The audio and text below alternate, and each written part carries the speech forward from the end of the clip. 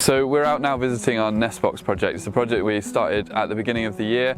We got the keepers together and we built 100 nest boxes to put around our 200-acre site as a way of encouraging our native conservation. So we're out here now looking at the nest boxes, trying to work out which ones have had something in over the year and just evaluating how that's gone. Some of the nest boxes we put on the side of buildings, so some of the enclosures, some of the agricultural barns, and people will be able to see those as they walk around the zoo. Some of the other ones we've taken to more secluded areas, like the woodland area that we're in now, which is a bit more designated for wildlife, a bit quieter. Some of them are on the back of enclosures, so it's a real mixture where we put them. So all of these nest boxes were built for small nesting birds, so we used 3 designs. One for a robin, which has got half an open front because they like to see what's going on. We've got 2 with holes on the front, one small holes, that's for blue tits, and another one, slightly bigger hole, that was for the great tits, but there'll be lots of other species of bird that will use those boxes as well. We've also had a wasp's nest in one of our boxes this year, which wasn't what we had in mind, but it's really interesting to see what else uses them as a part of the habitat.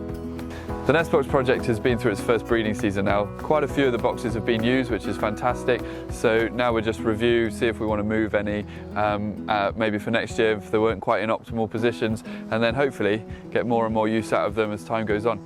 We'll keep evaluating where they are, what species we're getting in them, maybe we'll get some rare stuff in them in times to come. That'll be really exciting, and hopefully it will just grow and grow. Maybe someday we'll put some more out, and I'm hoping that we'll get a sense of what's going on in our environment here with the other efforts that we're doing around the site, and maybe we'll see an increase in the use of the nest boxes as a way of monitoring the health of the population. I think if anyone's inspired by a project, I would really encourage people to put nest boxes up at home, either on the side of their house or in the garden. They do provide fantastic little shelters for wild birds. There's protection from the weather, protection from predation, and sometimes it isn't easy for the birds to find a safe place to nest, so they'll nest all sorts of places. So providing a nest box can be a really helping hand to nature. So it's often amazing what you find when you actually go quietly looking for things like this. There's so much nature around if you just take a minute to sit and listen or look for it.